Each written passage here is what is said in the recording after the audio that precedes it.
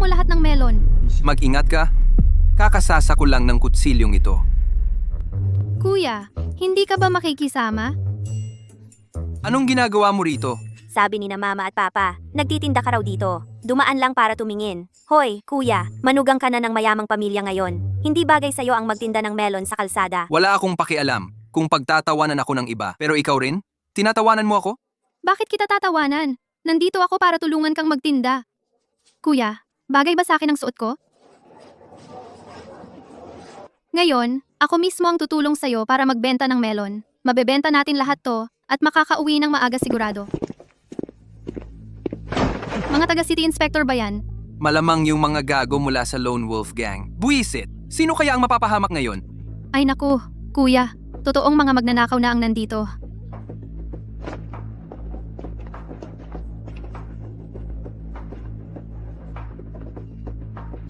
Bata, hinog na ba ang mga melon na to? Hinog na yan. Talaga. Talaga, sinabi sa akin ng mga tauhan ko, noong huling bumili sila sa'yo, hilaw raw ang nakuha nilang melon. Ngayon, ako mismo ang susuri. Mga bata, matamis ba ang mga melon na to? Maasim. Maasim? Bakit mo kinain? Itapon nyo lahat yan. Ipagkakapuri kita. Nandoon ka pa rin, nakaupo? Magaling kang magpanggap. Para bang wala kang pakialam kahit gumuho ang bundok, ganun nga. Nagdala ka ng napakaraming tao para tumangkilik sa negosyo ko. Bakit ako matatakot? 6 na melon lahat. tig-15 libra ang bigat ng bawat isa. 70 libra lahat. I-round off natin sa 100. Mag-iwan ka ng 200 piso. Tapos linisin nyo ang kalat na to. At pwede na kayong umalis. Magbabayad daw ako, at nag-round off pa, at gusto pa kayong maglinis? Anong gagawin natin dito? Bugbugin natin siya. 200 ang gusto mo sa akin. Ako, 2 milyon ang gusto ko sa'yo. Gusto mong maglinis ng lupa ang mga tauhan ko? Ako, gusto kong lahat ng nabasag na melon sa lupa, ay dilaan mo para malinis ang sahig. May problema ka ba dyan? Walang nakakapang-inis sakin ng walang bayad. At walang nakakasingil sa akin ng protection money. Talaga. Ako ang magiging una ngayon. Tuwing sinusubukan kong mamuhay ng tahimik, may mga tangang naghahanap ng kamatayan. Hindi ba mas mabuti na mabuhay ka na lang? Anong sinabi mo?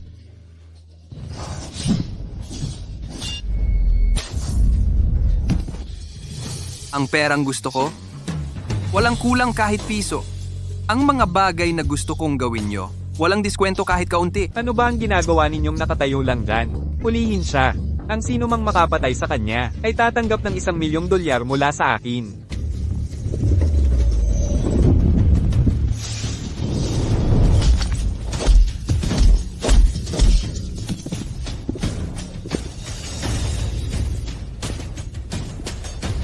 Sino ang nag-utos sa iyo?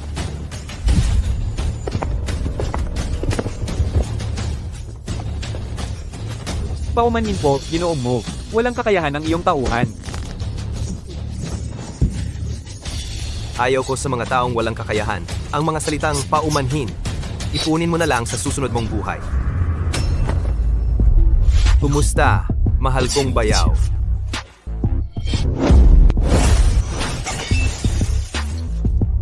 Ikaw si Gui? Sinabi sa akin ng kapatid mo na sumali ka sa hukbo. Ang mga dalubhasa sa mundo ay nahahati sa 4 na antas. Langit, lupa, mistiko, at dilaw.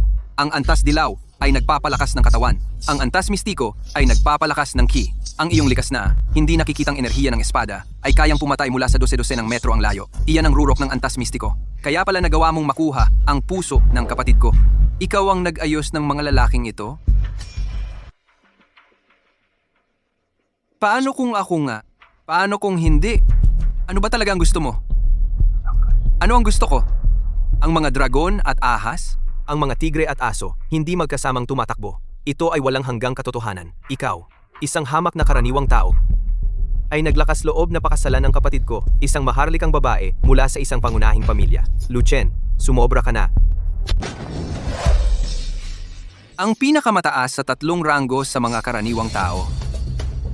Bumagsak ang dinastiyang Jin 1,000 taon na ang nakalipas. Ngunit ang isip mo ay puno pa rin ng mga labi ng feudalismo.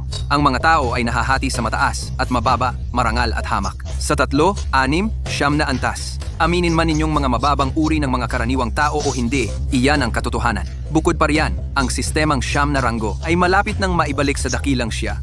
At ang aking pamilyang Mu ay itinalaga bilang isang pamilya sa pinakamataas na 3 ranggo ni ang kanyang kamahalan, ang bagong emperatrice. Paano malalaman ng isang hamak na karaniwang tao tulad mo?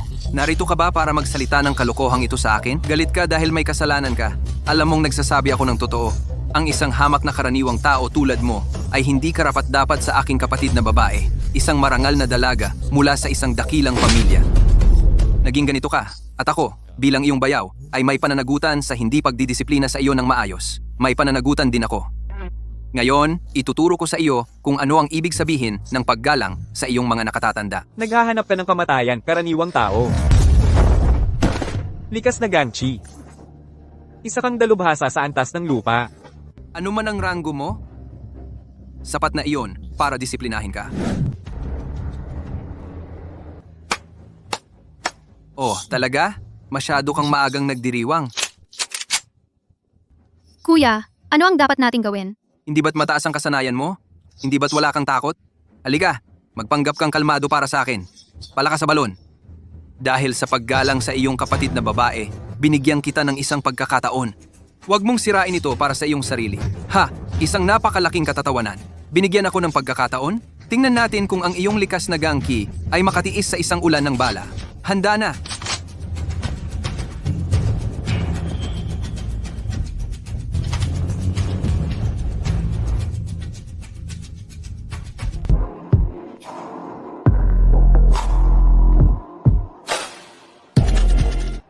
Ate, Ginoong Ye, ano ang dahilan ng pagpunta ninyo rito? Gui, pumait at pumayat ka.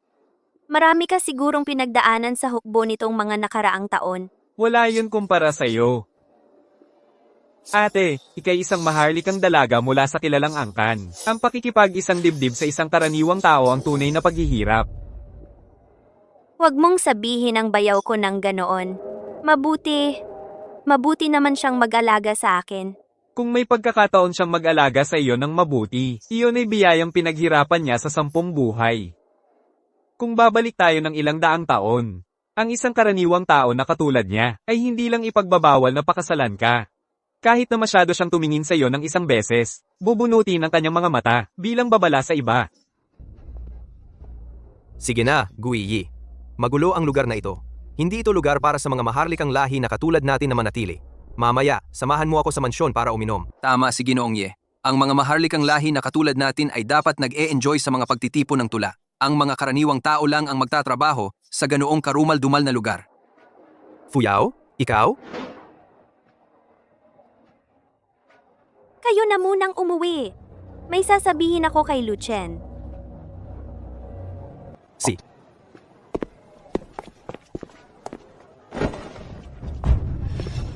Ang mga lumalampas sa kanilang hangganan ay haharap sa parusa.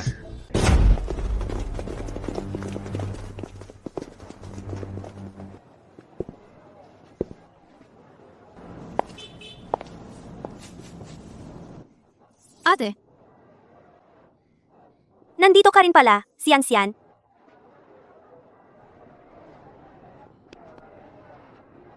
Xiang, umuwi ka muna. Kailangan kong makausap ang hipag mo.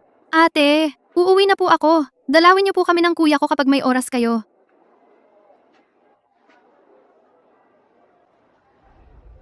Kahit gaano kahirap ang pamilyang mo, kaya pa rin naming pakainin ka. Bakit kailangan mong gawin ang ganyang hamak na trabaho? Ang mga ninuno ng Mu ay dating naghahabi ng tsinelas para mabuhay. Hindi hanggang sa mahigit 20 taon na ang nakalipas, sa tulong ni Lin Kie, tayo ay naging isang marangal na pamilya. Para lang mabuhay, walang trabahong mataas o mababa. Ang nakaraan ng pamilyang mo, mas alam ko yan kaysa sa iyo. Nagbago na ang panahon. Si Emperatrice Ye Jiao ang umakyat sa trono. Itinatag niyang muli ang sistemang 9 rank. At personal niyang itinalaga ang pamilyang Mu bilang isang top tier na marangal na angkan. Dapat panatilihin ang dignidad ng isang marangal na pamilya. Si Emperatrice Ye Jiao, nagpalit ng pangalan. Araw at buwan ang namumuno sa kalangitan. Natatakot lang ako na parang manok na tumitilaok sa madaling araw. At sa huli, walang mangyayari sa lahat ng ito. Masasabi mo sa akin ang mga bagay na ito. Ngunit kung kumalat ang balita, Tiyak na kamatayan ang kahihinatnan. Ye Zhao. Sa isang araw, hindi maiiwasan ang tunggalian namin. Sige, hindi ako nanatili para makinig sa pagmamayabang mo. Matapang ang ugali ni Guiyi. Baka mahirapan ka sa kanya. Bayaw mo siya. Sana ikaw ang unang magpakumbaba. Sinabihan mo na ba ang kapatid mo na magpakita ng respeto sa kanyang bayaw? Pare, ang asawa mo ay parang diwata ang ganda. Ang asawa mo ay parang diwata ang ganda. Ano naman kung ganon? Hindi lang talaga tayo para sa isa't isa. Pagkatapos ng seremonya ng pagsunod sa araw, ang kapatid kong babae ay personal na darating sa Jiangzhou at magtatatag dito ng ranking ng langit, lupa at tao upang hamunin ang mga nangungunang maestro sa buong mundo. Nais kong pakasalan si Fuyao sa okasyon ng malaking seremonyang ito. Sa panahong iyon, ayaw kong makakita ng kahit anong mga elemento na nagdudulot ng kaguluhan. Huwag kang mag-alala. Ang karaniwang taong iyon na naglakas loob na dungisan ang dalagang Maharlika ay malapit nang mawala. Ang lahi ng aming matriarka ay hindi dapat madungisan.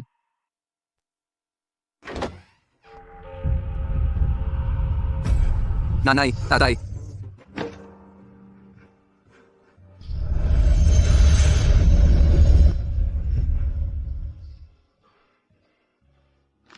Kuya, tulungan mo ako. Sino ang gumawa nito?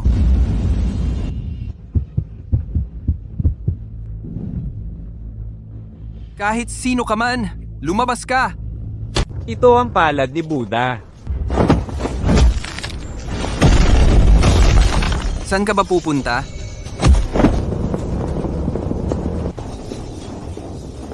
Dito ka lang!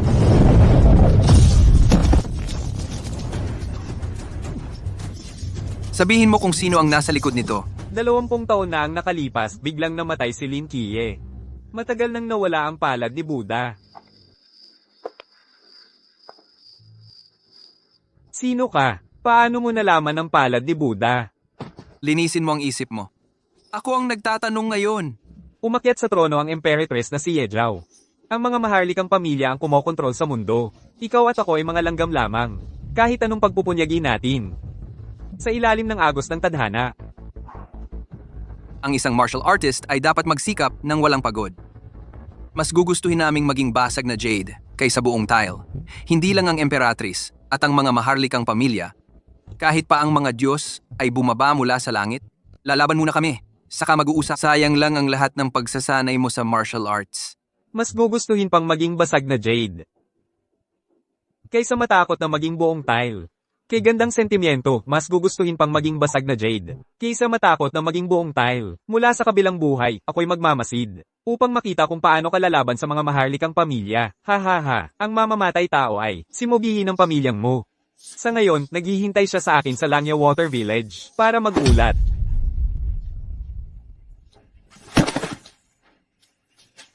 Mugui. Pinatay na ang mga ampon na magulang ni Lu Chen. Ang kapatid niyang babae, si Lu Qianqian, ay dinala na sa estate ng pamilya Ye ayon sa utos ni Ginoong Ye. Naiwan ang Shadow sa tahanan ng mga Lu, lihim na minamanmanan ang mga galaw ni Lu Chen. Sa aking pagbibilang, dapat ay nakabalik na ngayon ang Shadow. Sino ang may lakas ng loob na maging ganito ka-bold? Ikaw na hamak na magsasaka ay nakahanap pa rin ng lugar na ito. Mukhang ang asong utusang iyon, si Shadow, ay nagtaksil sa iyo. Ipadala ang utos. Patayin ang buong pamilya niya. Gaya ng utos mo, Ginoo. Ang aking mga ampon na magulang ay mahigit 60 taon na. Sila ay matapat, simpleng mga tao sa buong buhay nila. Hindi sila kailanman nakasakit ng kahit sino. Hindi kailanman gumawa ng kahit isang maling bagay. Bakit mo kailangan silang patayin? Bakit? Sinabi ko sa iyo, isang magsasakang nangahas na umabot ng higit sa iyong estado ay dapat magbayad ng halaga. Dahil sa respeto kay Fuyao, ayoko sanang bumaba sa iyong antas. Pero ngayon, ikaw mismo ang nagdala nito sa sarili mo. Tumahimik ka. Paano mo nangahas isang maruming magsasaka na banggitin ang pangalan ng kapatid kong babae?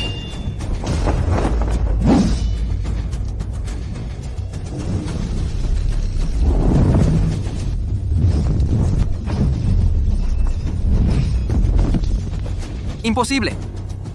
Ang Overlord Spear, kahit na isang Earth rank na eksperto, ay mahihirapang galawin ito. Imposible!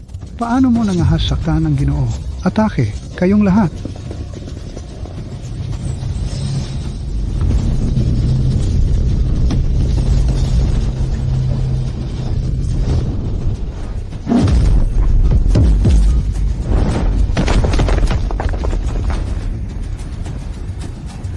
Hindi ito maaaring mangyari! Buddha's palm, unang anyo. Buddha's light emerges. Linbo. Anong sinabi mo? Binata. Ginamit niya ang Buddha's palm, ang unang galaw, ang first light of Buddha.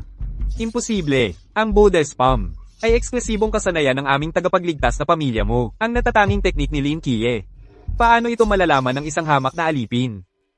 Noon, ang dating amo ay may koneksyon kay Lord Kie, ang aming tagapagligtas. Kaya naituro sa kanya ang galaw na ito, ang first light of Buddha. Nakita ko ito ng sarili kong mga mata. Talagang walang pagkakamali. Hindi ito ipinasa sa akin ng aking ama. Kundi sa iyo, isang hamak na karaniwang tao, Buisit. Buisit. ang aking martial arts ay walang kinalaman kay Mukan Tian. Magsalita ka. Nasaan si Kian Kian? Gusto mong malaman? Nasa isang kobling lugar siya. Maraming lalaki ang kasama niya. Lahat ay nasa kaligayahan. Kung magkaroon man ng kahit maliit na aksidente si Kian Kian, gagutay-gutayin kita! Hindi mo ako mapapatay. Kung papatayin mo ako, hindi mo na mahahanap si Lu Chen Chen. Hindi ka rin patatawarin ng aking kapatid na babae. Sino?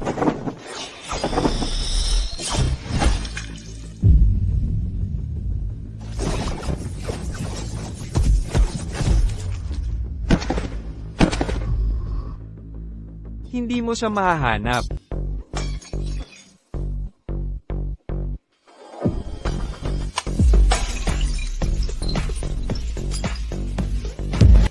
Binibining Ginoo. Tapos na po. Lahat ng naroroon, maliban kay Lu Chen, ay naalis na. Ang na-edit na footage ay naipadala na rin kay Miss Fuyao. Kahit na may 1,000 bibig si Lu Chen, hindi niya ito mabibigyang katwiran. Isang langgam lang. Kahit na mas malakas ng kaunti, langgam pa rin. Ipasa ang utos. Lahat ng malalaking pahayagan at istasyon ng TV ay dapat magtuon sa pag-uulat ng insidente kung saan ang live-in na manugang ng pamilyang Mu.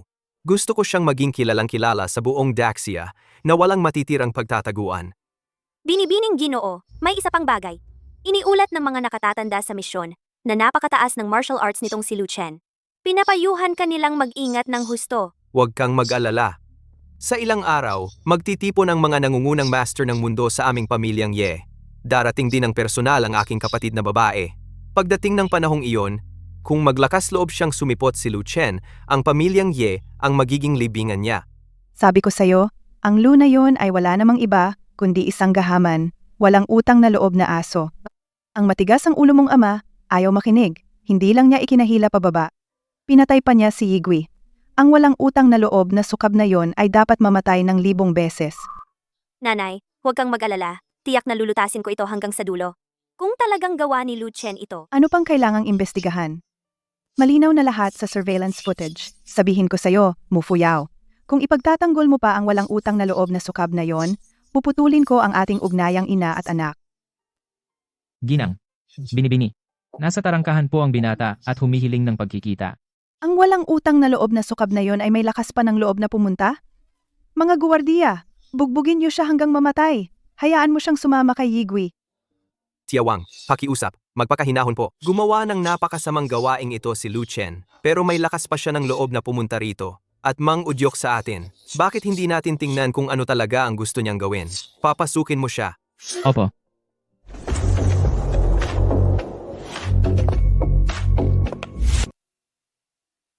Lu Chen, walang utang na loob. Sabihin mo, anong ginawa ng pamilya kong Mu para magkasala sa'yo? Para kang kalye, isang pulubi. Kami ang nag-ampon sa'yo, nagpakain, nagpainom, at ipinakasal pa sa'yo si Fuyao. Paano mo nagawang patayin si Guiyi? Gago ka. Hindi ko pinatay si Muguyi. Kung hindi ikaw, sino? Duwag ka. Ngayon, pagsasamahin kita kay Guiyi sa kamatayan. Wang Yueme. Ngayon, ang huling pagkakataong pagtitiisan kita. Nakikita mo ba? Mukhang tiyan, tandang-tanda ka. Nakikita mo ba yan mula sa langit?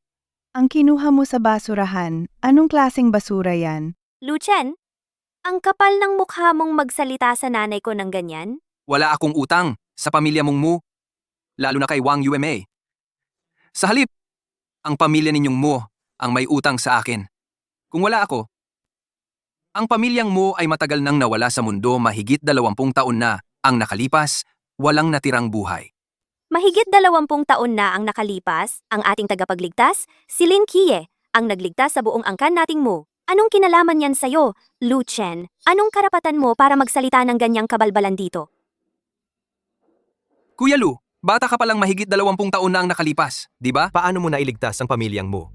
Ang usapin ko sa pamilyang Mu ay wala kang pakialam. Kung sinasabi mong ako ang pumatay kay Muguyi, ipakita mo ang ebidensya. Si, gusto mo ng ebidensya? Ibibigay ko sa'yo.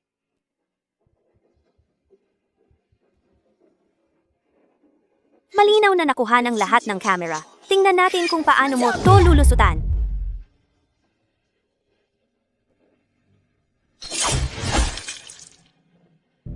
Sino ang nagbigay sa'yo ng recording? Hindi mahalaga kung sino ang nagbigay. Ang mahalaga ay ito, Kuya Lu. Sa harap ng ganitong hindi matatanggihang ebidensya, Ano ang masasabi mo? Ngayon naiintindihan ko na. Ikaw ang nagbigay sa kanila ng recording, di ba? ano kung ako? Ikaw ang mastermind ng lahat. Ang pagpatay ni Muguyi sa aking mga ampon na magulang, ikaw ang nag-udyok niyan. Ang mga assassin na humikayat sa akin sa Langya Waterside, ikaw ang nag-ayos niyan. Ang eksperto sa throwing knife na pumatay kay Muguyi, tao mo rin yon. Ikaw, Yefang, ang nagplano ng buong to. Kahanga-hanga ang deduksyon mo, Lu, pero hindi ito masyadong matalino. Nasaan ang ebidensya? Hindi ko kailangan ng ebidensya para arestuhin ang isang tao. At tiyak na hindi ko ito kailangan para pumatay. Lucien, hindi ko inakala kailanman na ikaw ay ganitong klaseng tao. Kahit pagkatapos kong mapanood ang footage. At kahit ngayon lang, may hawak pa rin akong kaunting pag-asa. Umaasa na ito lahat ay isang malaking pagkakamali lang. Umaasa na makakapagbigay ka sa akin ng makatwirang paliwanag. Pero sobrang nabigo mo ako. Matagal na kitang sinabihan. Ang walang utang na loob na yan ay hindi mapapalambot. Ayaw mo lang makinig. Hindi natin siya pwedeng payagang umalis ngayon. Dapat natin siyang durugin. Ito ang token na ibinigay mo sa akin noong ikinasal tayo. Ngayon, ibinabalik ko ito sa iyo. Mula sa sandaling ito, hindi ka na ang aking asawa. Ikaw na ang aking mortal na kaaway. Bawat aksyon ay may kahihinatnan. Lahat ay itinakda ng tadhana. 20 taon na ang nakalipas. Ipinagtanggol ko ang pamilyang Mu mula sa pagkalipol. 20 taon ang lumipas. Ako'y humingi ng kanlungan sa pamilyang Mu upang makaligtas sa isang nakamamatay na sakuna. Mula ngayon, naputol na ang aking ugnayan sa pamilyang Mu. Wala na tayong utang na loob sa isa't isa. Ang kapal ng mukha. 20 taon na ang nakalipas. Ang nagtanggol sa aming pamilyang Mu ay ang numero 1 sa mundo, si Lin Kie. Ano ang kinalaman yan sa iyo, Lucien? Ang utang mo sa pamilyang Mu, hindi mo mababayaran kahit sa 1,000 buhay. Kapag dumating ang tamang panahon, malilinaw ang lahat. Nasaan si Lu Qianqian? Isuko mo siya, sino si Lu Qianqian? Ginoong Lu, mali ang tinatanungan mo. Nagpapanggap kang tanga, ay hindi magiging epektibo sa akin. Mayroon kang 3 segundo para isuko si Lu Qianqian o papatayin ko. Gusto mo akong patayin? Tingnan natin kung kaya mo.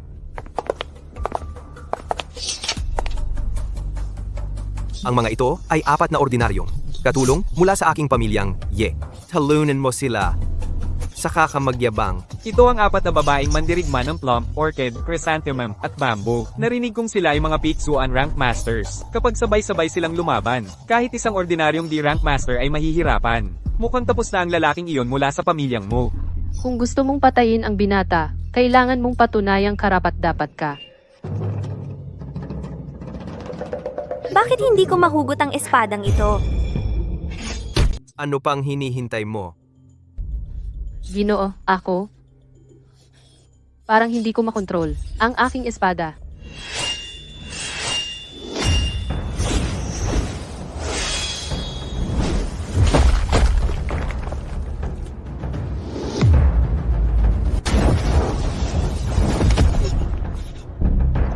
Papatayin kita. Kahit na 4 lang ang katulong mo. Kahit na napapaligiran ka ng hukbo. Mag-isa ka pa rin. Huwag mo akong patayin, Ginoo.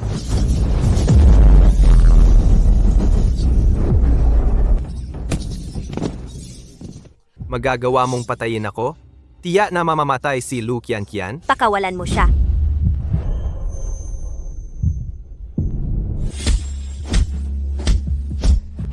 Pakawalan mo siya o papatayin kita.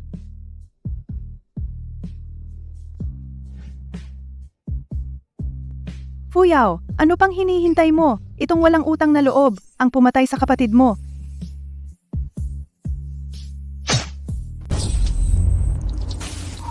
Patayin mo siya ngayon. Fuyao, gawin mo! Hindi ako. 15 taon na ang nakalipas. Tayo ay pinag-isa ng espada. Ngayon, tayo ay maghihiwalay dahil dito. Bawat sanhi ay may bunga. Lahat ay kapalaran. Ye Fang, isipin mo na ang iyong ulo ay nakakabit pa sa iyong leeg sa ngayon. Ingatan mong mabuti si Lu Qianqian. Sa loob ng 3 araw, pupunta ako sa pamilya Ye para kunin siya. Kung kahit isang buhok sa ulo ni Lu Qianqian ay masaktan, wawasakin ko ang buong pamilya Ye bilang ganti. Ye Fang, talaga bang nasa iyo si Lu Qianqian? Siya ay gumagawa lamang ng maling paratang. Fuyao, huwag mo siyang paniwalaan. Ang walang utang na loob na iyon. Itinago niya ang kanyang mga kasanayan sa martial arts nang siya ay magpakasal sa aming pamilya mo. Tiyak na may masamang hangarin siya. Ginoong Ye, kailangan mong mag-ingat sa loob ng 3 araw. Huwag kang mag-alala, Your Highness. Walang sino man sa mundong ito ang makakawasak sa buong pamilya Ye. Bukod pa rito, sa loob ng 3 araw, ang aking kapatid na babae ay uuwi rin para gisingin ang kanyang kamag-anak. Tingnan natin kung anong mga alon ang kanyang magagawa sa ilalim ng banal na kapangyarihan ng kanyang kamahalan. Ano iyon, Ye Zhao? Ye Zhao, may nagsasabing gusto nilang wakasan ang buong pamilya Ye. Ako ay hindi karapat-dapat, Ye Zhao. Nakikiusap ako sa iyong hatol. Napaka-interesante. Sa loob ng 3 araw, ako ay muling magtatatag ng langit, lupa, at banal na ranggo sa estate ng pamilya Ye. Ang pinakadakilang mga master sa mundo ay magtitipon doon, naghihintay sa aking utos. Gusto kong makita kung anong uri ng master ang makakalaban sa buong mundo ng mag-isa. Magaling! Sa iyong pamamahala, Ye Zhao, ako ay makakapagpahinga ng maayos. Ye Fang, tandaan mo ito. Mula ngayon, tatawagin mo akong Your Majesty. Your Majesty. Pakita ka!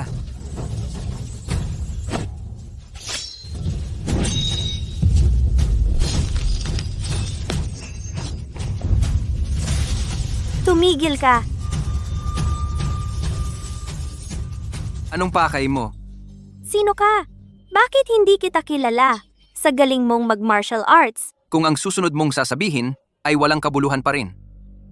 Hindi ka na muling makakapagsalita.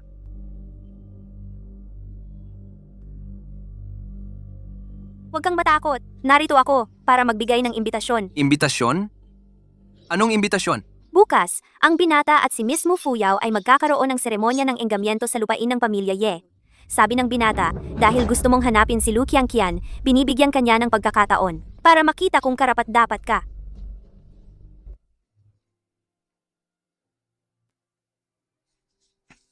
Tatlong araw pa lang ang nakalipas mula nang mamatay si Mugui at si Mu Fuyao ay sabik na mag-asawa ulit.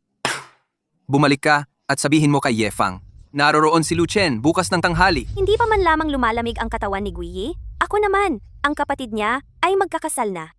Ang pag-aasawa ay kapalaran ng mga anak sa prominenteng pamilya tulad natin. Matagal ka ng gusto ni Binata Ye. Kung hindi nadaya ng ama mo si Lu Chen, noon ka pa sana naging young mistress ng pamilyang Ye. Maaaring biglaan ang engagement na ito, ngunit hindi ka sisisihin ni Guiyi mula sa kabilang buhay. Kapalaran? Anong klaseng kapalaran ito? Dumating na ang mga pinuno ng mga angkan na Kui, Wang at Li.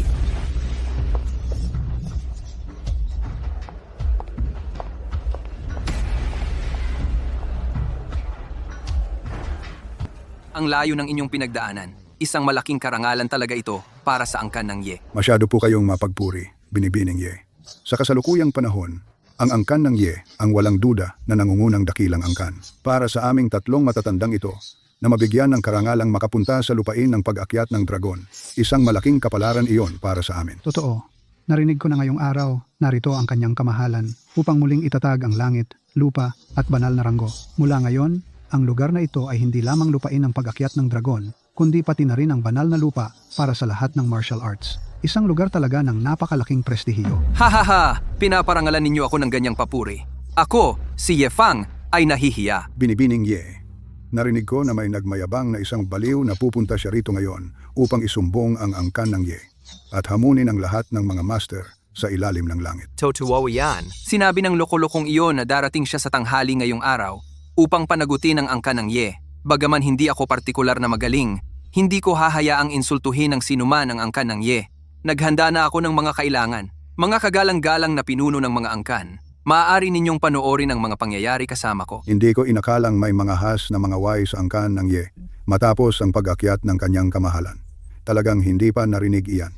Gusto kong malaman kung sino ang taong ito. Haha, sana lang ay may kasanayan siya. Nakakahiya kung agad siyang durugin ni Binibining Ye. Dumating na ang mga pinuno ng mga angkan na Jia, Shi, at Xie. Dumating na ang mga diwata mula sa islangang Panglay.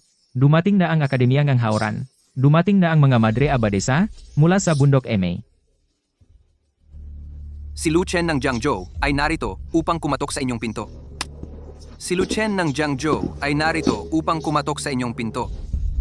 Ang walang utang na loob na hamak na iyon ay talagang naglakas loob na pumunta. Ayos lang. Ipadala ang utos. Magpatuloy ayon sa plano.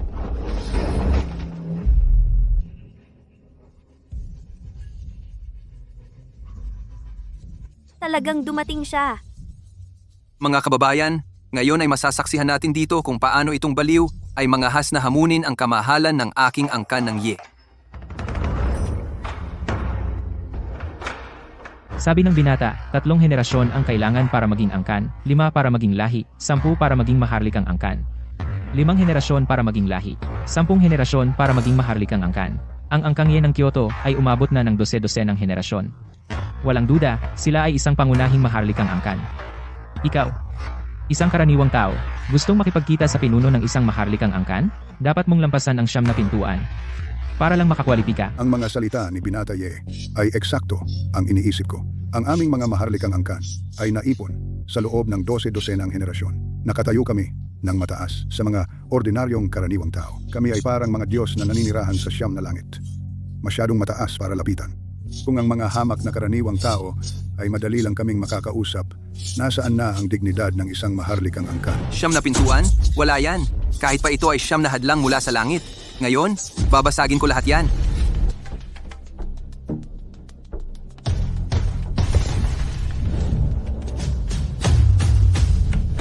Ang 18 arhat ng Shaolin. Ang 18 arhat ng templo ng Shaolin. Totoo. Ang 18 arhat ng templo ng Shaolin. Kapag nagtulungan ang 18, maaari nilang buuin ang Arhat Formation. Kahit na isang master sa rurok ng Earth Realm ay maaaring mapigilan. Binata Ye, ang mga ganoong katatapang na mandirigma. Nagsisilbi lang bilang mga tagabantay ng unang pintuan. Hindi ba't sayang ang talento? Kahit ang leon ay gumagamit ng buong lakas para hulihin ang kuneho, siya ang nagsabi ng matapang na pahayag na iyon. Dapat siyang maging handa na mabigo sa pinakaunang pintuan.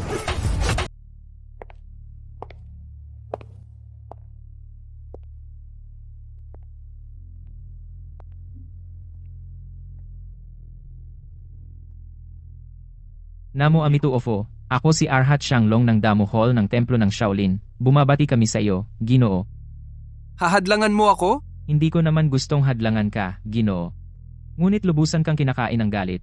Mapanganib ito para sa lahat, pati na sa iyo, mangyaring umurong ka na. Isang mongheng tumalikod na sa makamundong pagnanasa. Nagpapakatuta sa mga dakilang pamilya. Ang angkan ng Ye ang angkan ng ama ng kasalukuyang emperador ng tao. Nagpakita sila ng malaking kabutihan sa mga tao. Ang aking orden ng Budismo ay itinuturing ang pagprotekta sa mga tao bilang tungkulin nito. Hindi namin papayagang ang mga walang galang na rebelde Ay dumungis sa banal na lupain ng pag-akyat ng imperyo. Pantay-pantay ang lahat ng nilalang. Ano ang nagtatakda ng mataas o mababa? Gaano man kagaling ang iyong pananalita, hindi mo maitatago ang iyong pagpapakatuta kay Ye Zhao. Anong kapalaluan? Kuya, para harapin ang ganoong walang galang na hangal, dapat lang natin siyang bugbugin hanggang mamatay gamit ang ating mga tungkod. Hindi na kailangan ng karagdagang salita.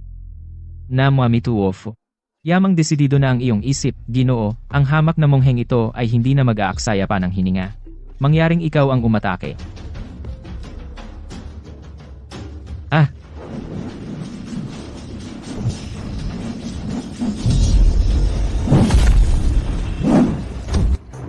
Ang pormasyon ng 18 arhat, mga walang kwentang panlilinlang. Panoorin mong durugin ko ito.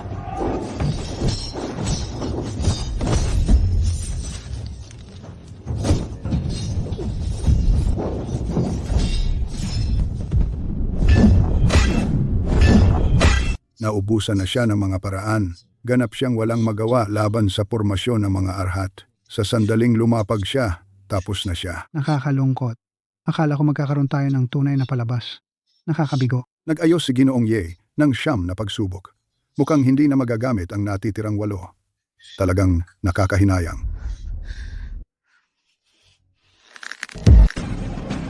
Aray.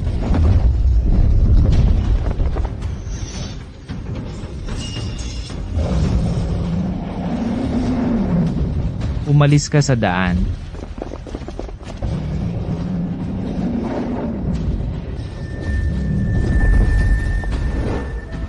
Labing-walong palad na sumasakop sa dragon.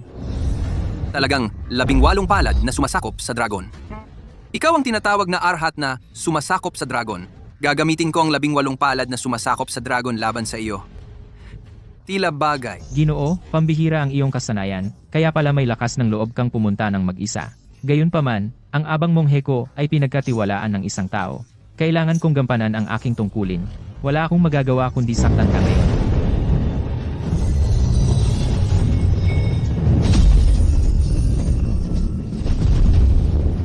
Suntok nu arhat.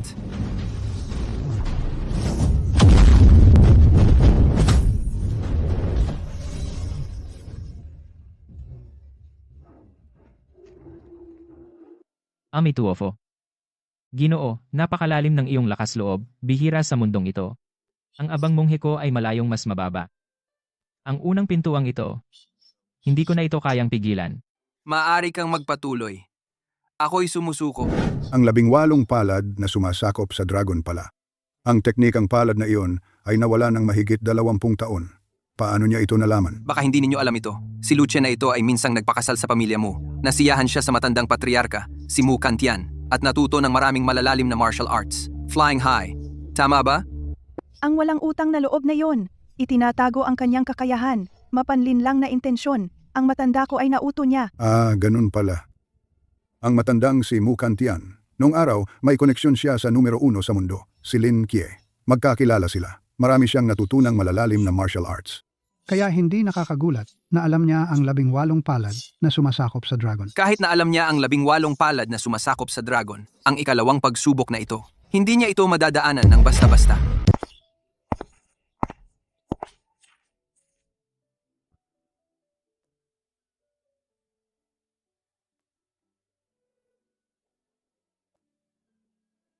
Huangfeng Ridge, 800 li.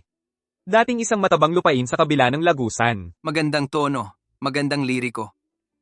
Isang awiting sumasakit sa puso. Saan sa mundo makakahanap ng kaluluwa? Sayang. Sa wakas nakilala ang isang kaluluwa, ngunit kailangan mong mamatay sa aking kamay. Sayang, tunay na sayang. Sinabi minsan ni Confucius, makinig sa daan sa umaga, mamatay sa gabi ng walang pagsisisi. Yamang nakakita na ako ng kaluluwa. Bakit matatakot sa kamatayan? Bukod pa, ikaw ang maaaring mamatay. Hindi ako. Binata, tunay kang may malaking tapang. Ngunit ang laban ng buhay at kamatayan ay nakasalalay sa kasanayan, hindi sa salita. Maaari ko bang itanong ang iyong pangalan? Ginoo? Ang aking hamak na pangalan ay Siyam na Daliri. Sa mundo ng martial, tinatawag nila akong Siyam Daliring Demonyong Zither. Kaya ang siyam daliring demonyong Zither ay ang taong ito pala noong nakaraan. Iniranggo ni Bai Xiaosheng ang weapon spectrum at ang 7 kill list. Ang hukin ng siyam daliring demonyong Zither ay niranggo bilang ika-6 sa weapon spectrum at siya mismo ay niranggo bilang una sa 7 kill list. Siya ay kinikilala bilang pangunahing mamamatay tao sa mundo. Hindi inaasahan, siya ay kusang nagbabantay ng pinto para sa pamilyang Ye. Ang pamilyang Ye, tunay na karapat-dapat bilang pangunahing pamilya sa mundo. Pinupuri ninyo ako, mga pinuno ng pamilya. Ito ay dahil sa banal na kapangyarihan ng kanyang kamahalan. Narinig ko na ang hukin ay mahiwaga. May kakayahang pumatay ng walang bakas. Imposibleng mapangalagaan. Bukod pa, sinasabing bago ang 7 kill, walang nakaliligtas. Ngayon, sa wakas, ay mapapalawak natin ang ating Ano ang relasyon mo sa demonyong Zither na may 6 na daliri? Siya ang aking guro. Kaya guro mo siya.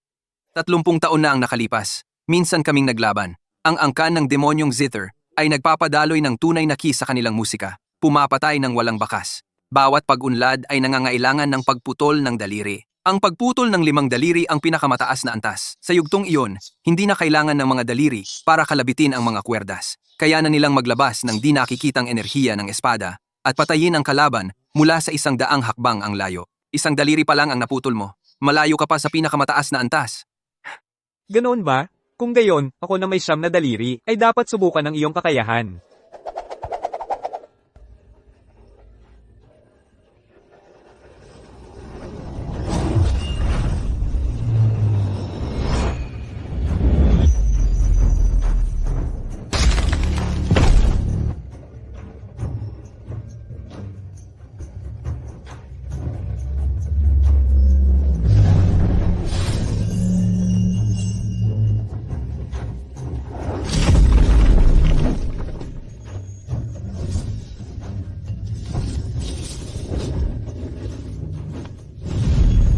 Pumuputol ng metal at jade. Napakalakas ng di nakikitang enerhiya ng espada. Karapat-dapat ang kilalang reputasyon. Sabi nila, ang demonyong Zither na may 9 na daliri ay may isa pang galaw. Ang tagapagwasak ng larangan ng hari ng Zither. Kapag inilabas na, puno ang kalangitan ng enerhiya ng espada. Parang 1,000 kawal na sumasalakay sa larangan. Imposibleng iwasan. Kahit ang pinakamahusay na kasanayan sa pagiging magaan ay walang silbi. Hindi pa alam ng tangang ito. Ang susunod, swerte na niya kung makaligtas siya ng walang galos. Hindi masama ang kasanayan mo sa pagiging magaan. Pero dito na nagtatapos ito.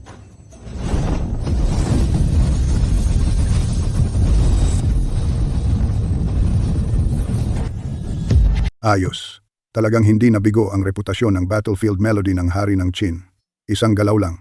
Nangunguna sa 7 killers ranking ang 9-fingered Zither Demon. Karapat-dapat nga. Maliban kang magsama sa mundo ang isang heaven-ranked Grandmaster at gamitin ang kapangyarihan ng mundo para labanan ito, wala akong maisip na ibang paraan para kontrahin ito. Wala nang pag-asa ang batang ito.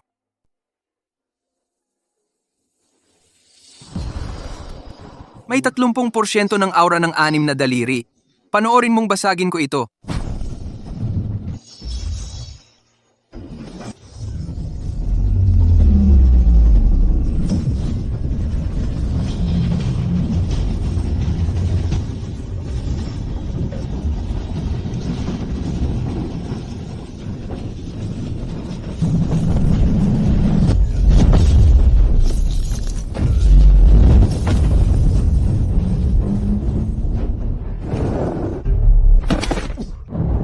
Anong klaseng teknik ito?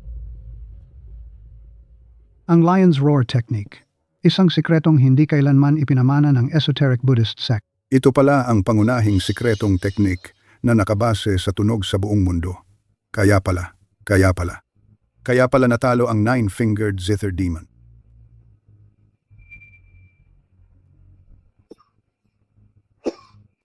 Ang pamana ng Lion's Roar Technique ay naputol 30 taon na ang nakalipas. Paano mo nalaman ang teknik na ito? Sinabi ko sa'yo, 30 taon na ang nakalipas. Nagkaroon ako ng laban sa master mo, ang 6 Fingers. Sayang, hindi mo ako pinaniniwalaan.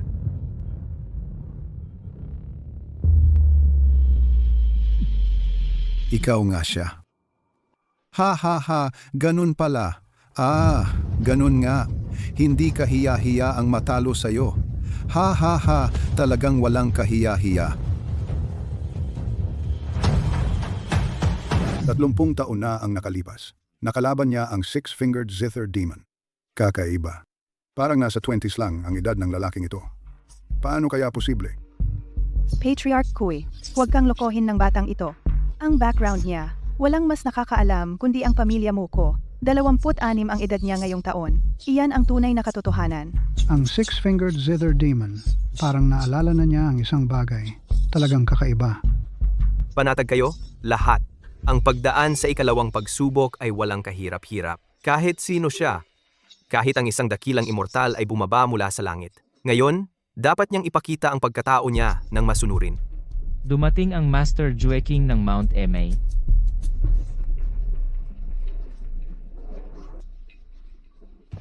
Pagbati, Master. Hindi ko inakala na dadalo ka sa amin. Patawarin mo ang disciple na ito sa hindi pagtanggap sa iyo ng maayos. Okay lang. Ngayon, ang Her Majesty ay bumalik sa bahay para bisitahin ang pamilya. Ako, ang guru niya, ay dumating para makita, Your Majesty. Narinig ko na may baliw na dumating para maghasik ng gulo. Totoo ba ito? Huwag kang mag-alala, Master. Ang disciple na ito ay naghanda na. Ngayon, hindi talaga natin papayagan ng baliw. Abala ang royal procession ng Her Majesty the Empress. Master, umupo ka at magmasid ng tahimik.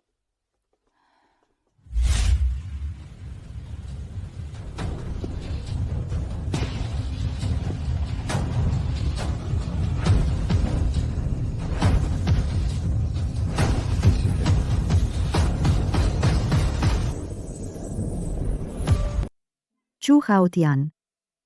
Ang walang kaduda-dudang pinakamagaling sa ating henerasyon. Narito rin siya. Malapit nang muling itatag ni Her Majesty the Empress ang langit, lupa at banal na ranggo dito mismo. Lahat ng mga dalubhasa sa daigdig na nais maitala ay dapat pumunta sa aking angkan ng Ye. Natural, hindi eksepsyon si Chu Haotian. Ayon sa chismis, nabasag na niya ang tulay ng langit at lupa. At pumasok na sa ranggo ng isang dakilang dalubhasa ng langit. Sa kanyang pagkilos, makakapagpahinga tayo ng maayos. Ayon sa chismis, ang kultibasyon ni Chu Haotian ay nasa rurok ng ranggo ng lupa. Sa pagkakita sa kanya ngayon, napagtanto kong mali ang chismis. Oh, paano naman? Nabasag mo na ang tulay ng langit at lupa at nakalusot ka na sa ranggo ng langit. Akala ko hindi mo ako mahuhulaan. Pero dahil alam mo ang pangalan ko, bakit walang takot sa iyong mga mata? Takot? Bakit ako dapat matakot? Nagsimula akong magsanay ng martial arts sa edad na 3. Pumasok sa dilaw na ranggo sa edad na 10. Ang misteryosong ranggo sa edad na 15. Nakalusot sa ranggo ng lupa sa edad na 20. Sa wakas, nabasag ang tulay ng langit at lupa, at umakyat sa ranggo ng langit. Sa harap ko, tanging sina Lin Qiye at ang Empress lang ang nakalampas sa akin. Bakit hindi ka dapat matakot sa akin? Dahil hindi ka karapat-dapat. Ano?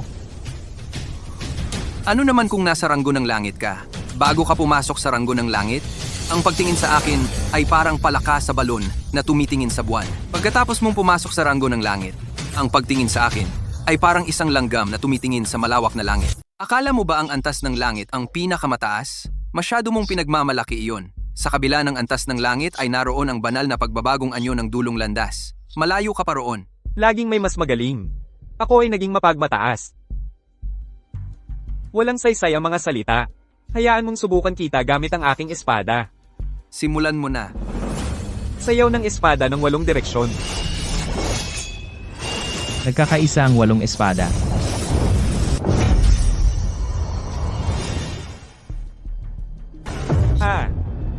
Imposible. Ang aking metalikong hininga ng espada ay kayang pumutol ng ginto at jade. Paano ito nangyari? Kung ito lang ang kaya mo, humayo ka. Hindi mo ako mapipigilan. Patawarin mo ang aking paglapastangan. Hindi ko makokontrol ang susunod na galaw. Mag-ingat ka, Ginoo. Pag-isahin ang langit at lupa. Pagsasama-sama ng espada. Hindi masama. Isang dragon ng hininga ng espada. Kahanga-hanga ang pagsasama-sama ng espada. Kaya pala siya ang itinuturing na pinakamagaling sa kabataan. Pambihira ang talino ng batang ito. Maaari pa siyang umasenso sa hinaharap. Mas curious ako sa binatang ito. Napakalakas ng kanyang kapangyarihan. Ngunit wala siyang reputasyon noon. Talagang hindi kapani-paniwala.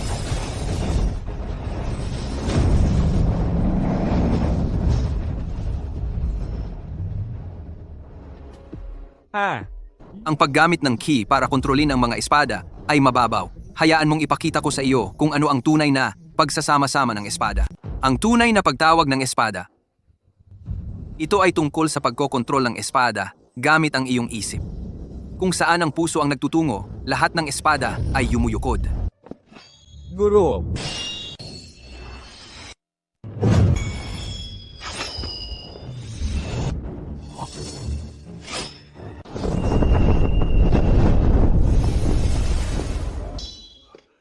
Pero iyon ang numero 1 espada sa ilalim ng langit, ang makalangit na espada. Totoo. Narinig kong ang espadang ito ay pag-aari ng kanyang kamahalan, ang Emperatrice. Bakit ito narito? Malalim ang kapangyarihan ng kanyang kamahalan. Ang kanyang pag-unawa sa landas ng espada ay umabot na sa isang antas na hindi kayang isipin. Para sa kanya, damo, kahoy, kawayan, o bato ay maaaring maging espada. Hindi na niya kailangan ng mga panlabas na bagay. Ang ganoong antas ay talagang isang bagay na dapat hangarin. ang makalangit na espada. Narito rin siya.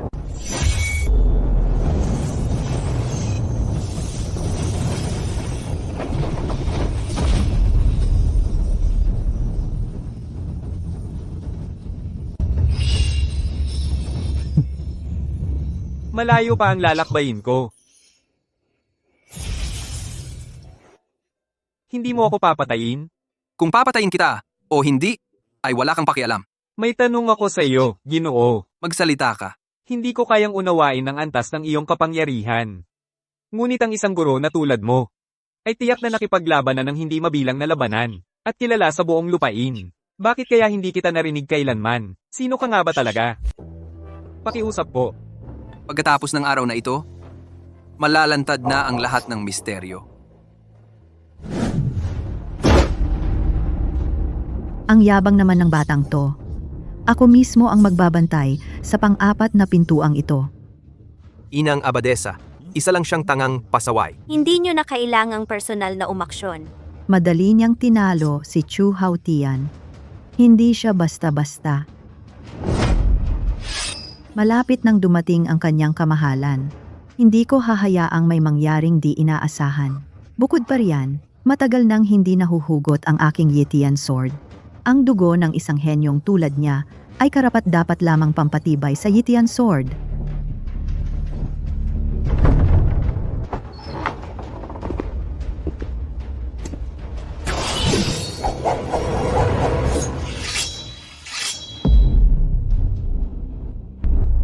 Ang Yitian Sword.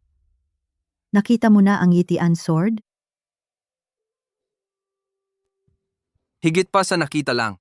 Kataas-taasang pinuno ng mundo ng martial arts, ang banal na Yitian sword, nag-uutos sa lahat sa ilalim ng langit at walang may lakas ng loob na sumuway. Yamang alam mo ang kapangyarihan nito, lumuhod ka at sumunod agad. Kung ang Yitian Sword ang kataas-taasang pinuno, ano naman ang aking Xuanyuan Sword? Ang Xuanyuan sword? Sundalo, halika.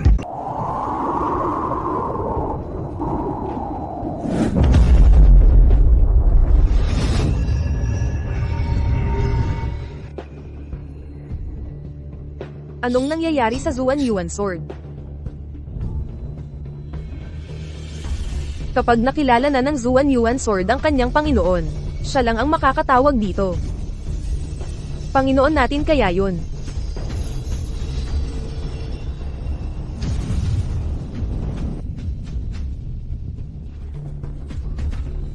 Anong nangyayari? Saan napunta ang Zuan Yuan Sword? Ang Zuan Yuan Sword, tiyak na naramdaman nito ang tawag ng ating Panginoon. Lumipad ito palayo. Magaling. Lagi ko ngang sinasabi na hindi pwedeng patay ang ating Panginoon. Mahigit 20 taon. Sa wakas, hinintay ko ang araw na ito. Ipasa ang utos. White Tiger, Black Tortoise, 7 Killers, ang 4 na dakilang leyon. Maghanda sa unang antas ng labanan. Maghintay ng karagdagang utos.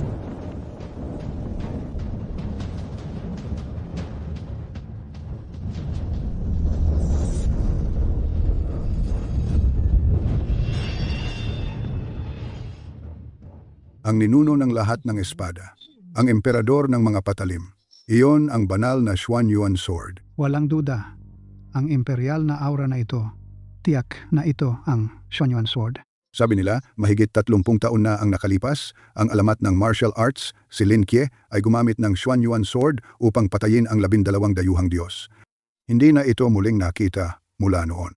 Sino ang binatang ito? Paano niya napapagalaw ang Xuanyuan sword? Lu Chen, ilan pa bang mga bagay ang itinatago mo sa akin? Ang tabak na Xuanyuan ang banal na sandata ng sovereign ng sangkatauhan. Maliban sa kasalukuyang emperatris, walang karapat-dapat na gumamit nito. Mas mabuting ibigay mo na iyan. Hihiling ako ng kapatawaran mula sa kanyang kamahalan para sa iyong kasalanan. Gusto ni Ye Zhao na gamitin ang tabak na Xuanyuan. Karapat-dapat ba siya? Ang kapal ng mukha mo. Mang-iinsulto ka pa sa kanyang kamahalan? Papatayin kita.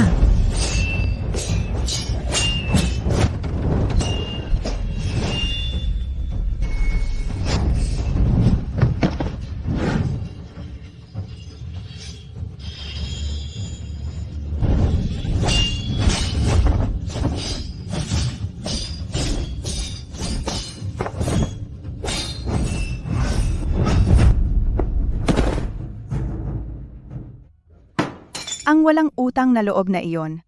Ang galing niyang magtago ng tunay niyang pagkatao. Mukhang minamaliit ko siya. Fuyaw.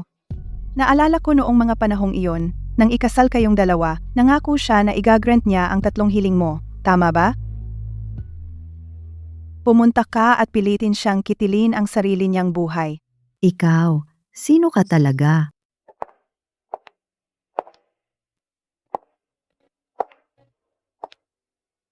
Anong ginagawa mo rito? Sa kasal nating 3 taon na ang nakalipas, binigyan mo ako ng 3 jade dagger. Sinabi mong tutuparin mo ang 3 hiling ko sa hinaharap. Naninindigan pa ba ang pangakong iyon? Siyempre. Mabuti? Para sa unang hiling, gusto kong gamitin mo ang dagger na ito at itusok mo sa sarili mong dibdib. Ito ba ang gusto mo?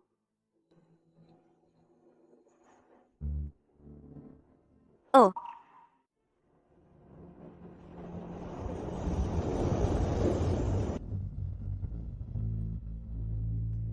Mabuti.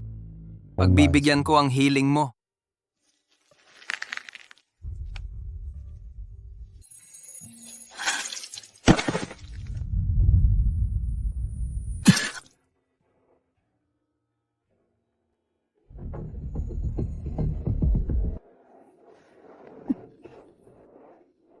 Guro, maayos ka lang ba? Hindi naman ako masyadong nasaktan. Ang mas mahalaga kung paano mapipigilan ang salot na ito. Malapit nang dumating ang kagalang-galang na emperatris. Kung makakaabala siya sa marangyang pagdalaw, karapat dapat tayong mamatay ng 1000 beses. Ang lakas ng taong ito ay bihira sa mundong ito. At bukod pa, hawak-hawak niya ang banal na espada ng Xuanyuan. Sa panahon ngayon, maliban sa ilang mga dakilang tao, wala yata makakapigil sa kanya. Ang ilang mga dakilang taong iyon ay nakatuon sa pagpapalakas at bihirang lumabas sa mundo. Mahirap yata silang makarating dito sa tamang oras. Huwag kayong mag-alala. Ngayon, bibisita ang kagalang-galang na emperatris sa kanyang pamilya. Isang malaking pangyayari ito para sa buong mundo. Ang ilang mga dakilang taong iyon, 1 o 2 sa kanila, ay narito na rin. Ang ika-5 tagabantay na ito ay isa nga sa kanila. Sino ang dumating? Hayaan mong ito ay maging lihim muna. Malalaman mo rin agad.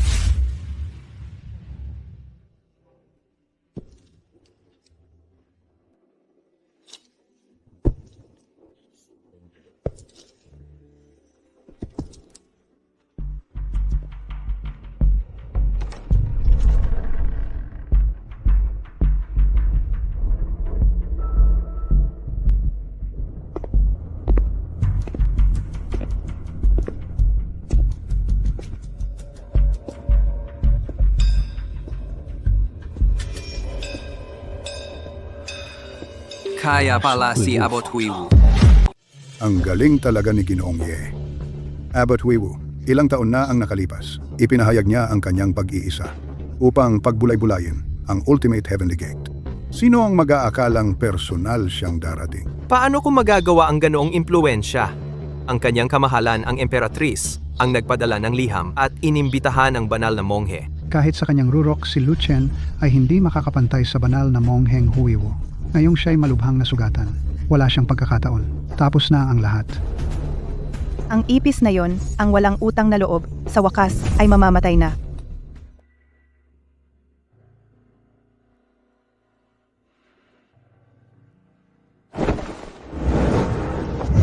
Ang hamak na mongheng ito, si Huiwu, ay bumabati sa iyo, Ginoo. Master Huiwu, mula pa noong mga dekada na ang nakalipas, nanatili ka sa pag-iisa, umiwas sa mundo. Bakit mo sinira ang iyong pangako at lumabas ngayon upang maging alipin ng mga maharlikang pamilya? Ang mundong ito ay isang dagat ng pagdurusa. Ang matandang mongheng ito ay orihinal na nagbalak mamuhay ng mag-isa. Iiwan ang mga tao sa dagat ng pagdurusa, tahimik na naghihintay ng pag-akyat sa kanlurang paraiso ng ultimate bliss. Ngunit ang kanyang kamahalan ang Emperatrice, sa isang liham lamang, ay nagbigay liwanag sa matandang mongheng ito. Kung hindi ako papasok sa impyerno, sino ang papasok? Kung matutulungan ng matandang mongheng ito ang kanyang kamahalan sa paglilinis ng mundong ito rin ay magiging isang walang kaparis na dakilang merito. Dakilang merito? Si Ye Zhao ay isang manok na tumitilaok sa madaling araw. Pinatay niya ang nakaraang human emperor, naghahangad na makipag-alyansa sa mga maharlikang pamilya at naglalayong pasukuin ang mundo sa pamamagitan ng lakas. Sa pagtulong sa kanyang kalupitan, baka hindi dakilang merito ang makuha mo, kundi mabigat na karmikang pasanin. Kakaiba. Malinaw na hindi pa tayo nagkita, kaya bakit may pakiramdam akong pamilyar? Hindi yan dapat pag-usapan sa mga dayuhan. Ang buong katotohanan ay lalabas kapag dumating na si Ye Zhao. Ako, si Lu Chen, ay naparito ngayon. Hindi upang makipagtalo sa iyo. Kahanga-hanga ang iyong katalinuhan sa pagsasalita, Ginoo. Ang matandang mongheng ito ay hindi mo katapat sa debate. Gayunpaman, hindi ka maaaring umasang makalampas sa aking pagsubok sa pamamagitan lamang ng mga salita. Imposible yan. Sa huli, ito ay magiging isang tunay na labanan ng kakayahan. Ayos lang sa akin yan. Narinig ko na ang Daoxuan Temple ay may 72 kataas-taasang teknik. Bawat isa'y walang kapares na sining sa panahong ito. Gusto kong maranasan ang mga ito. Dahil sabik na sabik ka, ang matandang mongheng ito ay magpapahiya sa sarili.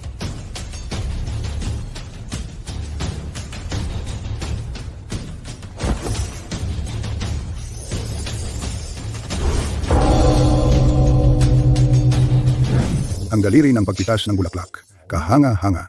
Ang teknikong daliri ng pagpitas ng bulaklak ni Abbot Huiwu ay umabot na sa kataas-taasang kaharian kung saan ang lahat ng bagay ay maaaring maging sandata, ang pinakamataas na antas ng kasanayan. Talagang kahanga-hanga. Mabait si Abbot Huiwu. Hindi siya direktang gumamit ng lakas, nais lamang niyang takutin ang hamon sa kanyang banal na kasanayan. Sana'y hindi masayang ang kanyang mabuting hangarin. Ang Buddha ay pumipitas ng bulaklak, ngumiti si Kasyapa. Ang daliri ng pagpitas ng bulaklak ay maaaring mukhang mahinahon, ngunit ito ay nagpapalago ng pinakamalakas at matigas na puwersa. Nagkaroon din ako ng konting karanasan dito. Pakiliwanagan mo ako, pare. Bukod sa daliri ng pagpitas ng bulaklak, ang Hanging Temple ay mayroon ding daliring maha. Mayroon ding daliring tara ng gabi at daliring walang hugis na pagnanakaw. At ang dakilang daliri ng karunungang hindi nakapirmi.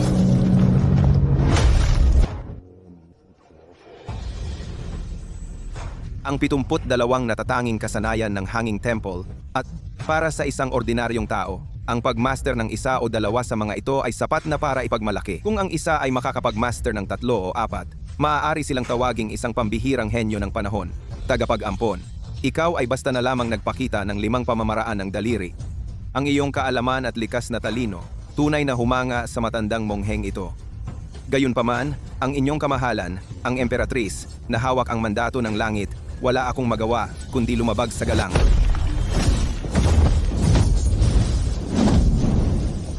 Ang dakilang bola ng pagsabog ni Shao King.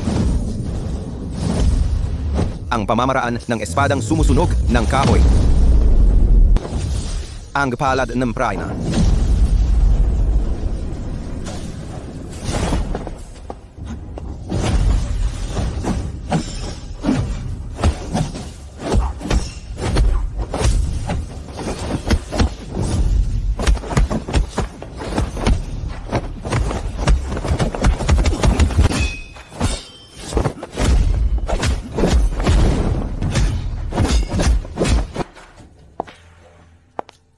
Ako Ako ay nagpupugay sa inyong kamahalan. Sayang naman, at hindi kanya tunay na kapatid na babae.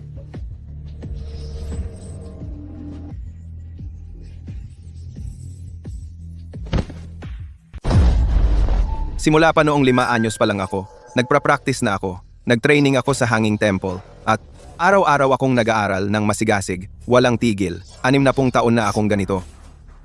18 pa lang sa 72 natatanging skill ang gamay na gamay ko. Ikaw, tagapagligtas, napakabata mo pa. Pero ang dami mo nang naabot. Mahirap talagang paniwalaan. Ang landas ng martial arts ay magkakaugnay sa pinakamataas na antas. Kung sapat na ang taas ng iyong realm, hindi lang 72 natatanging skill, kahit 720 natatanging skill, kaya mo pa rin gamitin ng walang hirap. Ang ganoong realm, hindi ko talaga ma-imagine. Kapag naabot mo na ang ultimate path, baka kaya mo na akong pigilan ng kaunti. Pero ngayon, malayo ka pa roon. Amitabha Buddha, bagamat ikaw, tagapagligtas, ay hindi masukat, ngunit ang abang mong monghe ay pinagkatiwalaan ng kanyang kamahalan, kaya hindi ako basta-basta susuko. Pinipilit mo akong patayin ka. Bagamat magaling ka, ngunit para patayin ng abang mong monghe, hindi ganoon kadali. Galit ka. Kahit si Buddha ay umuungal na parang leon. Kung ganon, ipakita mo ang tunay mong kakayahan. Hayaan mong makita ko kung ano ang nagbibigay sa iyo ng kumpiyansa para hadlangan ako.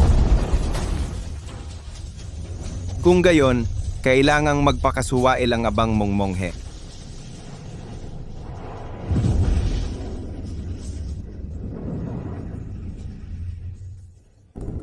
Indestructible Diamond Body Skill. Mag-ingat ka, tagapagligtas.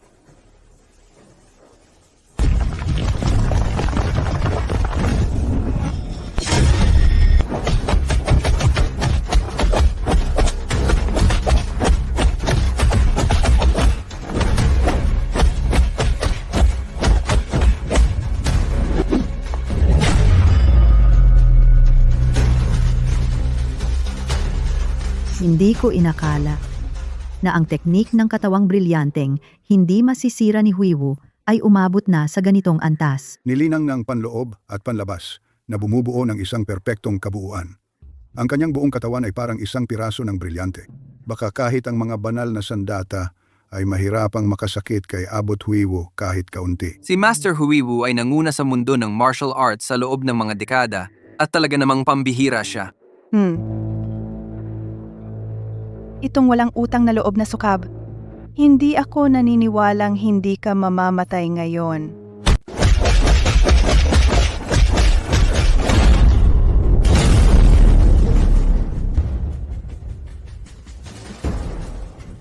Ang teknikang hindi masisirang katawang diamante ay talagang napakalakas. Isa ito sa mga nangungunang teknikang pampalakas ng katawan sa buong mundo. Ang teknikang ito ay nilikha ng Patriarkang Bodhidharma. Ayon sa alamat, nagmula ito sa pinakamataas na kasanayan ni Buddha, ang katawang Dharma ng Tathagata. Ito ang pangunahing sikretong sining ng aming upside-down temple. Kung hindi mo kayang madaig ang hindi masisirang katawang diamante ng matandang mongheng ito, ay umurong ka na lamang. Ang pangunahing sikretong sining ng upside-down temple, ha? Kung ito ang pangunahing sikretong sining ng upside-down temple, ano naman ang turing sa palad ni Buddha? Alam mo ang palad ni Buddha?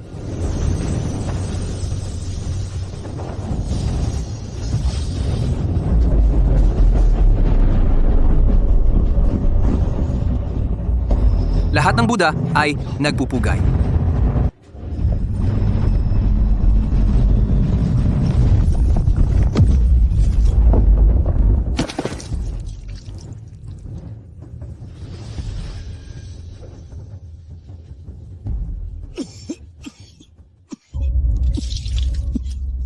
Ang palad ni Buddha ay tunay ngang sining pandigma ni Buddha, namumuno sa nakaraan, kasalukuyan, at kinabukasan isang napakataas na kasanayan. Labis na humanga ang matandang mongheng ito.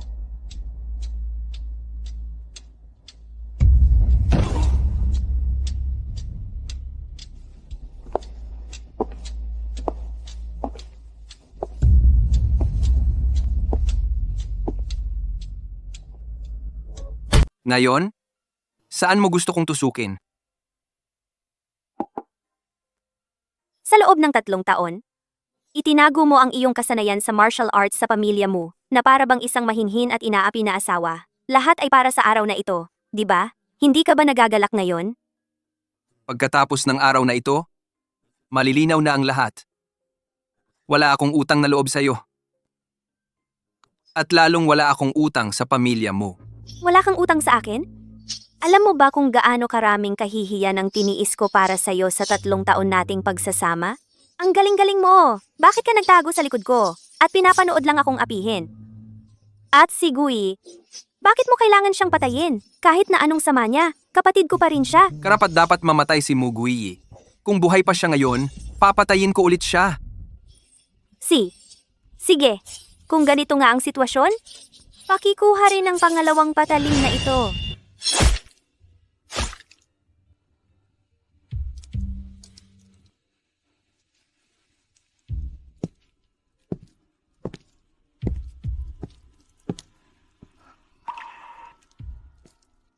Sabi nila, mga ilang dekada na ang nakalipas, dumalaw si Lin Kie sa Daoxuan Temple. Pinag-aralan niya ang mga estatwa ng mga Buddha at Bodhisattva sa Great Hall.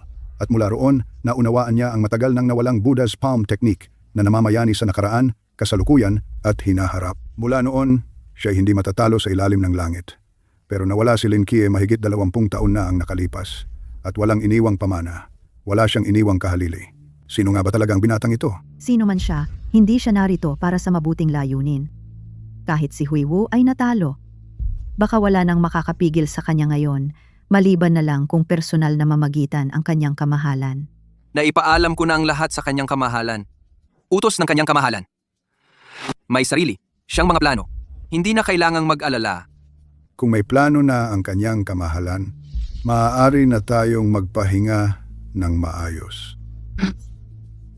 Kahit sino pa siya, kahit gaano pa siya kalakas, hindi niya kayang labanan ang banal na kapangyarihan ng kanyang kamahalan. Ang tanghaling araw ay nagbibigay ng perpektong lilim. Ako'y nag-iisang umaawit sa tabi ng pavilion sa lawa, payapang pinagmamasdan ang aral ng mga bubuyog. Tahimik na inilalarawan ang magandang anyo ng tagak. Ang masarap na alak ay nagpapalakas ng espiritu. Ang malinaw na tunog ng zither ay pumapasok sa kaluluwa. Malawak at marangal, ang mga lihim na plano ng isip ay tumitigil. Anong kailangan pa ng mga inskripsyon sa tungkod o baston?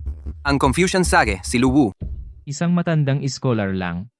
Hindi ko kayang angkinin ang titulong paham ng Confucianismo. Naaalala ko, minsan kang sumulat ng isang artikulo na tumuligsa sa nakaraang human emperor. Lubos itong pinuri.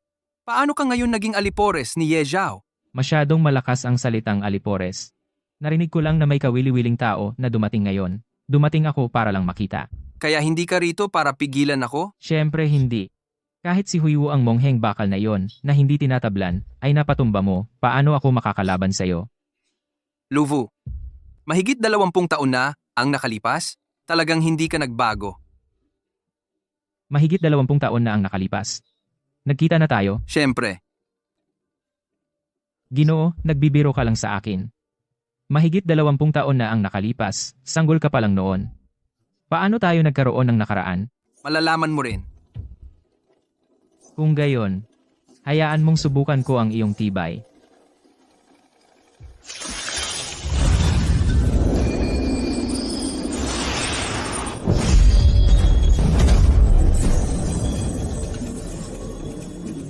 Basag!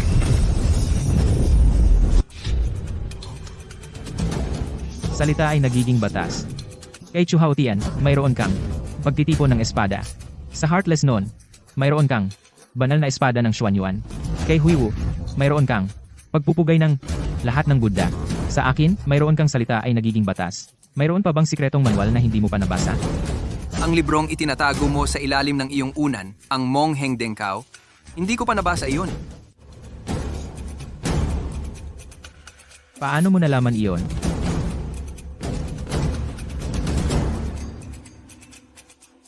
Ikaw nga. Ikaw nga talaga. Alam kong hindi ka mamamatay, gago ka. Pag-usapan natin ang lahat mamaya.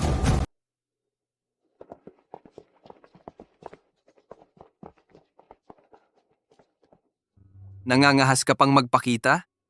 Hindi ka ba natatakot na patayin kita rito mismo?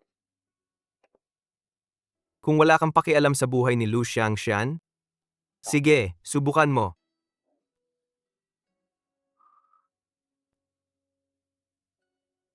Kaya pala inamin mo rin. Nakakulong si Lu Xiangxian sa isang lugar. Isang lugar na hindi mo mahahanap kailanman. May mga kamera doon, nakatingin sa lugar na ito ngayon. Naibigay ko na ang utos. Kapag ginawa mo kahit isang daliri sa akin, aksiyon agad ang mga tauhan ko. At papatayin si Lu Xiangxian. Hindi ka naniniwala? Subukan mo. Naghahanap ka ng kamatayan.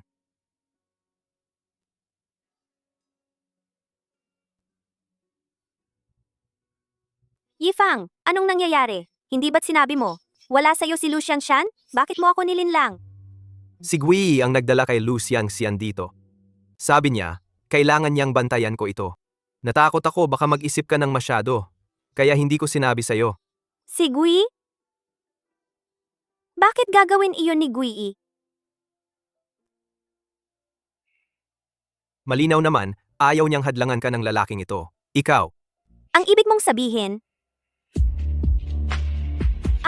sabihin, ang mga ampon na magulang ni Lu Chen, talagang pinatay ni Gui.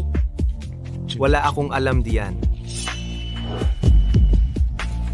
May 3 pabor ka pang utang kay Fuyao. Isa ang hindi pa natutupad. Gusto kong itusok mo ang patalim na ito sa iyong puso. O kung hindi, mag-uutos ako ngayon din. Patayin si Lu Xiangxian. Huwag! Yefang, hindi mo pwedeng gawin ito. Tumahimik ka. Ito ay tungkol sa kaligtasan ng ating pamilya. Wala kang karapatan dito. Nabayaran ko na ang lahat ng utang ko sa iyo.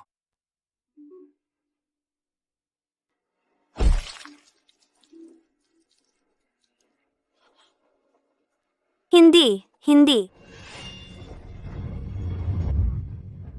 Arg, Bakit kailangan mong magdusa ng ganito? Ang puso ay isang napakahalagang organ. Kahit na mayroon kang napakataas na pag-unlad sa pagsasanay, ang pagtamo ng ganitong kalubhang pinsala sa puso ay hahantong pa rin sa kamatayan. ako, si Lin Kie, ay hindi kailanman umutang sa sinuman sa buhay ko. Kaya ikaw pala si Lin Kie. Kaya pala. Imposible iyon. Imposible. Ikaw nga ba talaga si Lin Kie?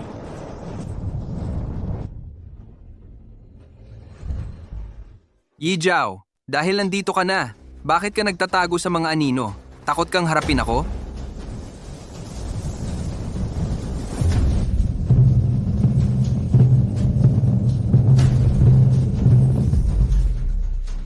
Ate.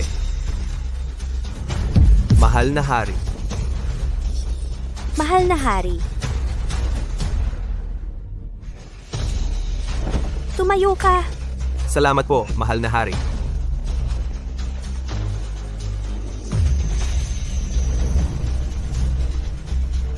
Lin Kie, hindi ko inakalang makakabalik ka talaga mula sa pagkamatay.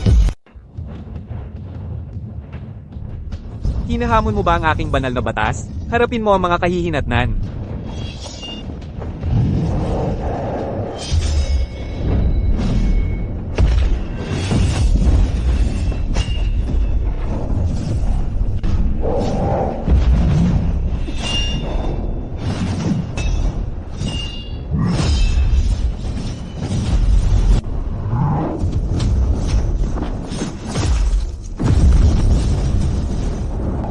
Lin Kie, maghihintay ako sa iyo sa impyerno. Buwisit!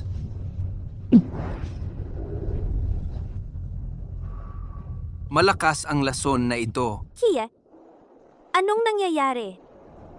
Malamang nakalason ako sa isang kakaibang bagay. Mingyue, ipaalam mo kay Bai Autu? Atasan ang 4 na lehiyon na magpatuloy sa pagsulong. Paubusin ng magaan na impanterya ang natitirang kaaway. Ang Heaven Reliant Sword. Bakit? Bakit pa kita tinuruan ng martial arts? Tinuruan kita ng martial arts. Ibinigay ko sa iyo ang karangalan. Ibinigay ko sa iyo ang katayuan. Bakit? Kahit na nakatayo ako sa ibabaw ng 10,000, nasa ilalim pa rin ako ng iyong mga paa. Kapag wala ka na, saka lang ako tunay na maghahari ng walang katulad. At maging ang nag-iisang emperatris sa kasaysayan.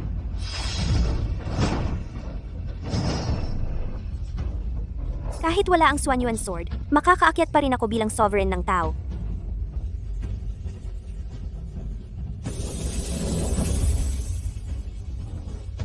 Anak ko, anak ko.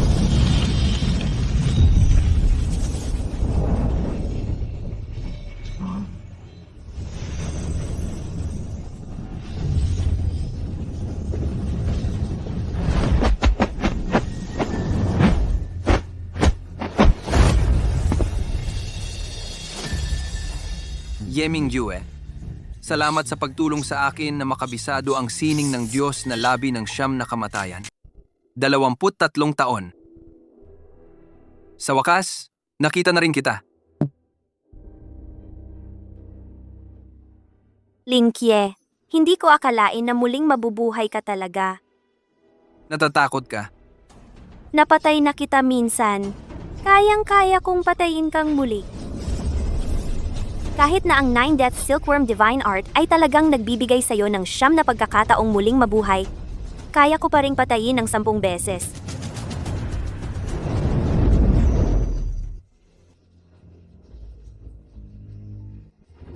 Luchen! Luchen! Namatay na rin siya sa wakas. Makakapaglibang na tayo, hahaha. Itong batang babae. Ilang araw ko na siyang hinahabol. Ngayon, sasapat-sapatan ko na ang gusto ko sa kanya. Hahaha. Aray, Aray! Aray!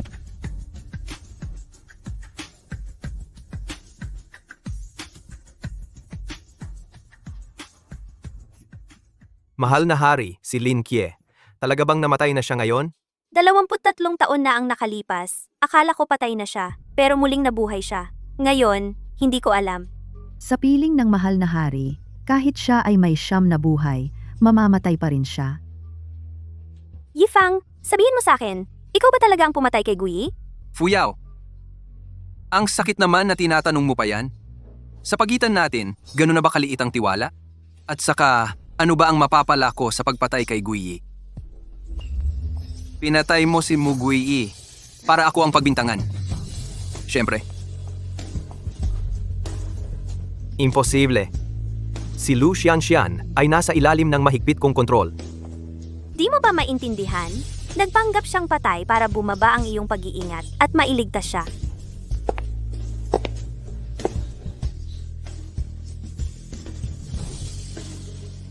Paano namatay si Muguyi? Plano lahat yan ng binata. Kanyang hinikayat si Muguyi na patayin ang 2 matanda ng angkan ng Lu. Pagkatapos, nang hanapin ng binata ko si Muguyi, may mga tao siyang nakahanda sa pag-ambush at pinaslang si Muguyi para mapagbintangan ang binata ko. Kalokohan. Putang ina. Gagapasin ko ang bibig mo.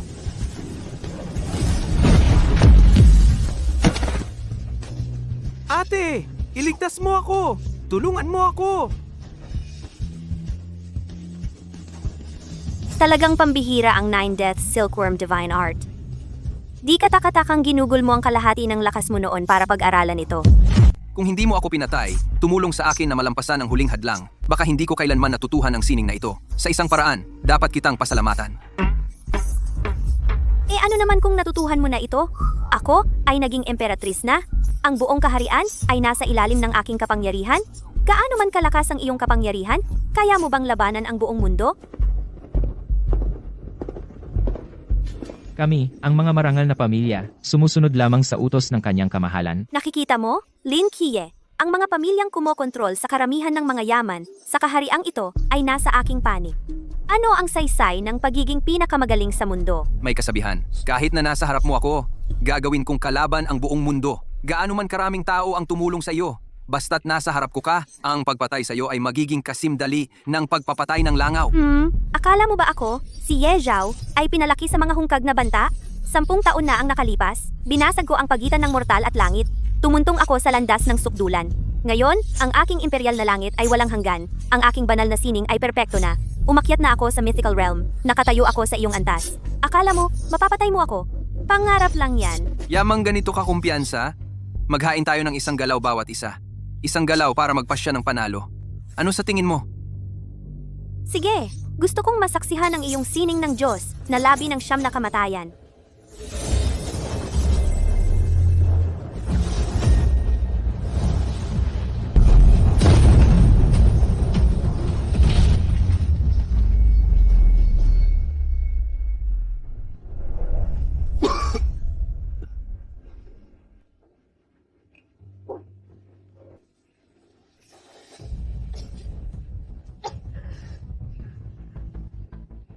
Imposible. Hindi ako maaaring matalo sa iyo. Lucien, ayos ka lang ba? Hoy, okay ka lang?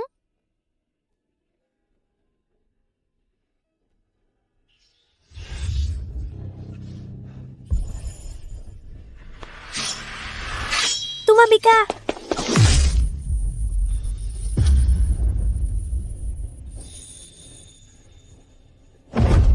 Mamatay ka.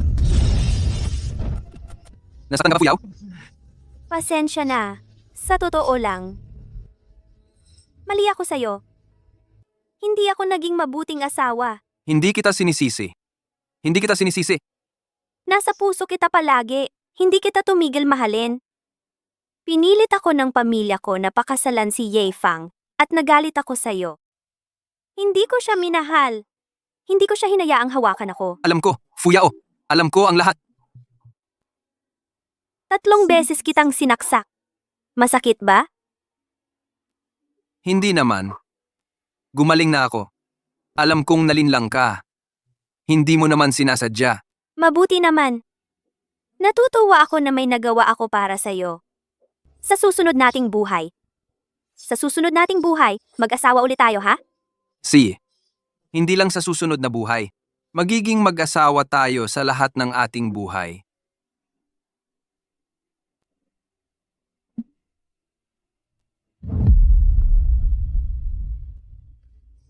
Fuyao! Fuyao! Hindi! Fuyaw, anak ko. Anak ko. Paano? Paano nangyari ito? Kung hindi dahil sa iyo, masamang babaeng ito, hindi sana nailigaw ng iba si Fuyao. Karapat dapat kang mamatay. Ayaw kong mamatay. Aray.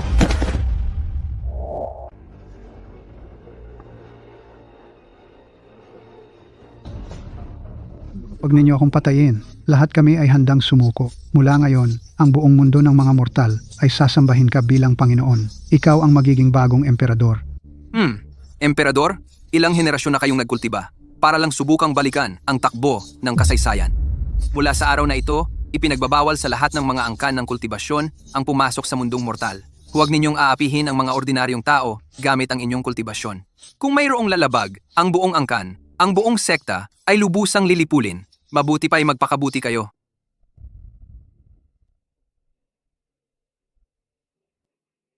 Siyan, tara na.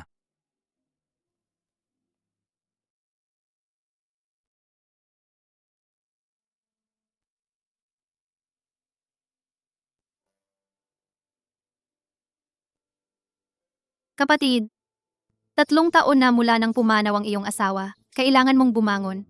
Kung malaman man ng iyong asawa sa kabilang buhay, matutuwa siya rito.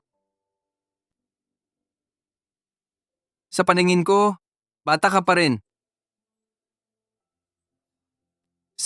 Tama ka. May bagong anyo na ang mundong mortal.